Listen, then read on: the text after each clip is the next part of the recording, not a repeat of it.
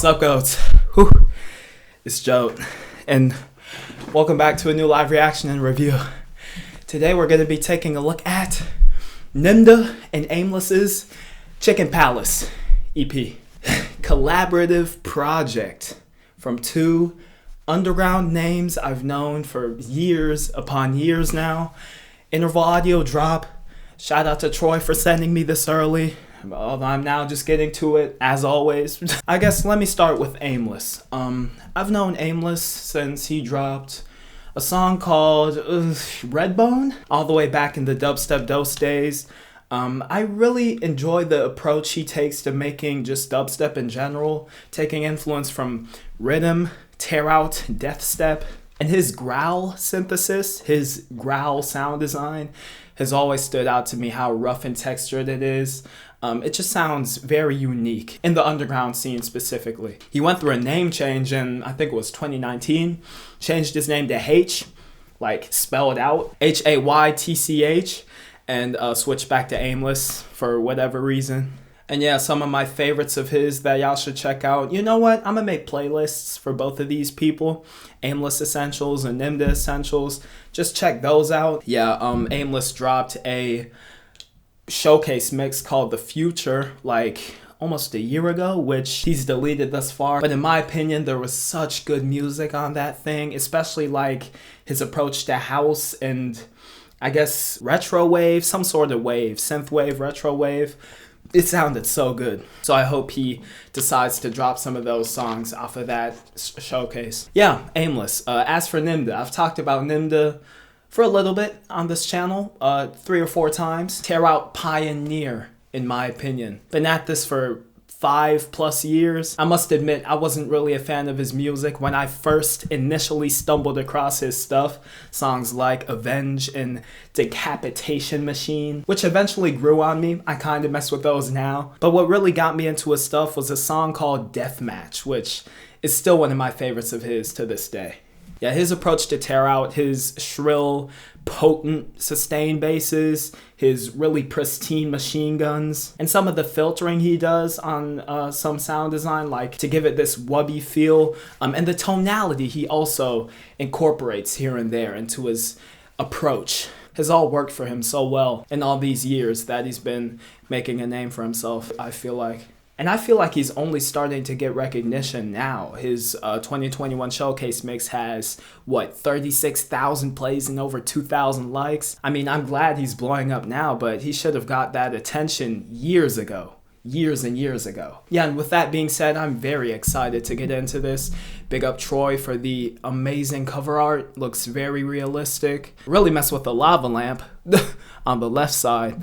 2 collab tracks. 2 solo tracks from both Nimda and Aimless, 4 tracks in total. I mean, yeah, without further ado, I know one of these songs. An Instagram story spoiled me, and so I basically matched the name of the song to the ID I heard it from. True King, I think it is. I'm already stoked for it, even though it's the last song. Let's just get into this. Nimda, Skill 5. Rest in peace, Samuel Toon. His intro work is getting so fucking good as of late. Reminds me of Wrath by Murata. Oh, I love that Reese.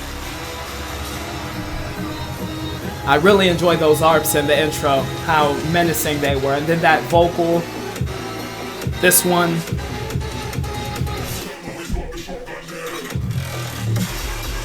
Oh, it's this one. Ooh. It's not my favorite of his, I'm not gonna lie, but it's solid, it's solid. I like how elongated the fills are and how they rise in pitch, and this part goes down in pitch. It suits the sound design. Ooh, this is better. Syncopation, I like the different timbre. I enjoy it more. Oh, those growls in between are nasty. Really saturated and thick. Nice kind of forlorn vocal here. I mean, I enjoy how melancholic his non-drop sections are getting. it gives you like this downtime before the heaviness comes in and the drops.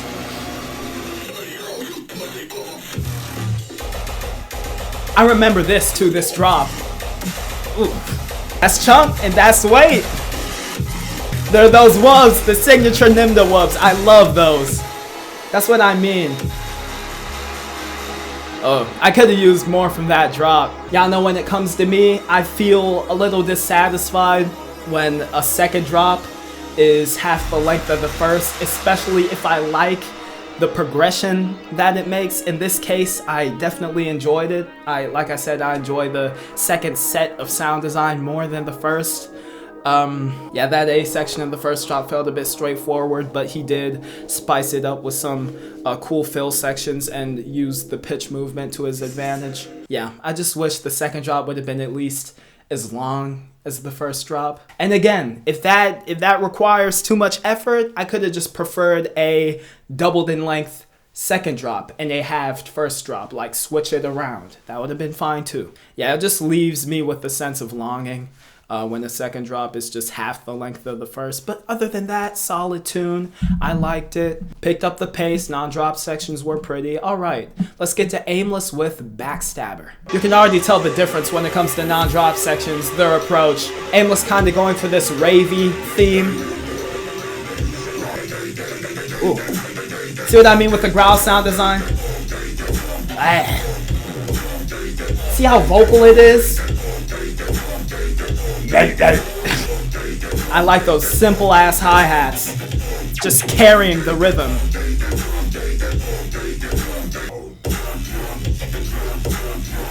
Let's go. Well, I like that drawn out delivery. That fucks. It's a grounded approach, floor bound, but it's so solid and so textured. That's all I need from Aimless, really. The straightforwardness doesn't take away from how interesting the sound design is and how rough it is. It's so fucking gritty and meaty.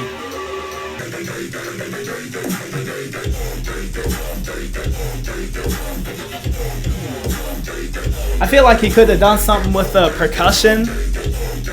Maybe switch that up, like pattern-wise, like a more hybrid trap format. But I like the pacing of the song. Its tempo suits it. This song is a snack. It's just a snack that leaves you full after listening to it.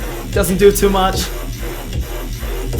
Maybe more variation here in the second drop, especially this B section, but I liked it. I mean, did not do much at all, but solid, just solid. To the point, brief ravey intro, just got you right into the madness. All right, not much to dissect.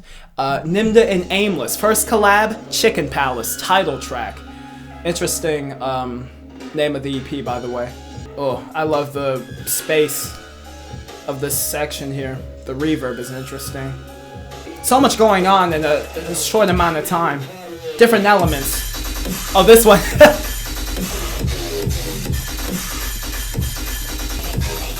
Oh, whoa. Oh. I like the digitized feel of this. It's like more futuristic almost. Oh, this is Aimless.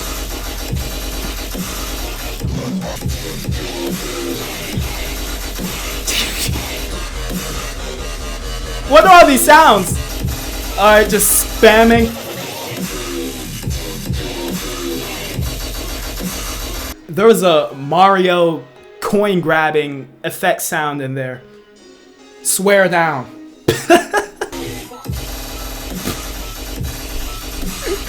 They did not. They're like spaced out non-drop sections, not too much being packed tightly close to each other, but I like all the different elements. It makes for a really colorful, albeit moody atmosphere, soundscape. It just throws you left and right. Whew.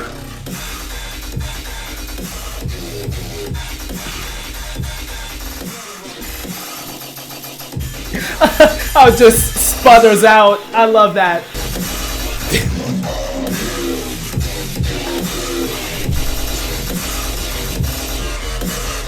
And this too. It's more old school tear out. This is good. Plenty of variation to keep you interested. From the non-drop sections to the drops, every single beat has something different to offer. Excuse me, there's a lot to dissect with this track. So the shrill, pristine machine gun deliveries in the A sections were solid as fuck. I remember those from a showcase like from last year, I think. Sections after that were more aimless, more girthy, more gritty, growly. Yeah, and all those flow switch-ups just keep you locked in the moment. I was gonna say, it was so creative what he did. I've heard it before on the Tear Out song, but the way the sound design just was still there, not having anything backed up by it, the percussion, the bass, nothing, it just sputters out. I don't know where I've heard that before, but I love simple but effective approaches like that when it comes to dubstep, overall music. Like it's trailing on for too long and something else is supposed to come in. It just, it's shit like that I pick up on. And the Mario coin, I guess I'll take it. Bit of an interesting approach to, I guess, filling out the mix. I especially enjoyed how rapid these deliveries got. Like, to the point where you can almost barely discern the transients and the individual stabs from one another. Just lay it all out. And this section here, that reminds me of some old school tear out, like Trampa, Jump Smoke type vibes. I appreciate them incorporating that as well, sort of throwing it back. Yeah, this is such an artsy song. It's all over the place, but it works. It's coherent. Good song. Really enjoyed it. This is how you make a collab work, for real. The only minor criticism I'd have maybe is some of the flows, some of the deliveries in individual sections felt a bit stuttery, like the sound design was tripping over itself. It doesn't happen too often, and just whatever comes in right after that replaces it, just makes up for it, you know? And most of these deliveries were so tight and compact, and yeah, I fuck with it. Yeah, this song is pretty good. Alright, y'all, final track, True King, the one I've been waiting on. Possibly the heaviest one of these four, and potentially my favorite, judging by what I heard. Oh, goodness. Wait. Don't tell me this is the one with the melodic tear out section too. Oh, bro, this is about to be crazy.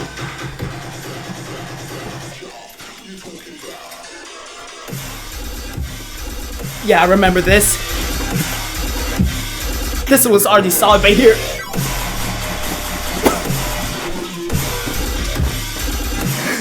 I love that section.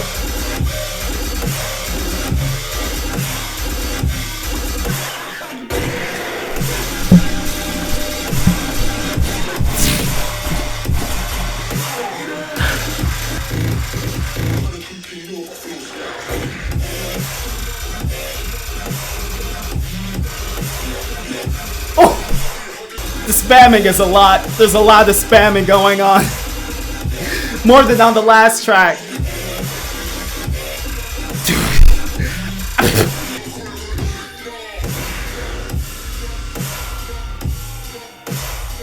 That was a pretty potent, like, first beat of the midsection. I don't know what they did there.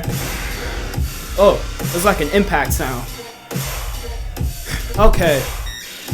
Yeah, speaking of just deliveries being spammed and thrown at you, this song, oh, I love this Raven theme, I love it. I think the second drop is melodic because I remember the melodicity. If the second drop is melodic, then it's definitely my favorite. Oh, I love this. It's like tech house, right? Oh, it sounds good. Like how bit crushed it is and how cutesy. If this is the melodic section,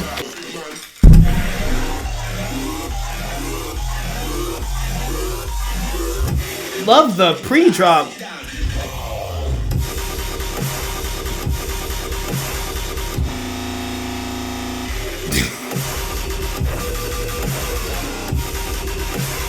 It's a bit too much here. Like, I tried to get into one idea, but then it cuts off. I guess I was wrong about the melodic part coming in. Alright. I'm not gonna lie, this drop, again, too brief. Could have used more from it, especially the ideas, the various stages that it went between.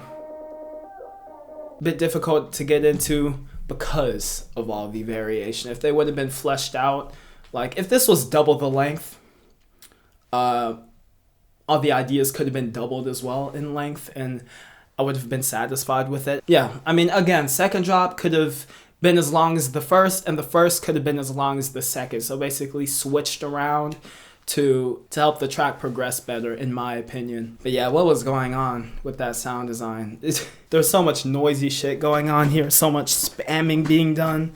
You could tell that both of them really wanted to balance out the scales, put forth the best of each other into these songs, which I appreciate, and they did succeed in doing that pretty well. Here, it was a bit much to wrap your head around, variation-wise, like I said, especially when the flows are so tight and compact that some of the sound design hits on every 1/64th of a note of a beat. But props to them for keeping it interesting and varied with these, and putting forth what they're known for, their staple approach, and honing in on that as well. They did that very well, actually, I'd say, across these final two tracks, the collabs. And again, the non-drop sections, I really enjoyed intro, midsection, outro, how different those were.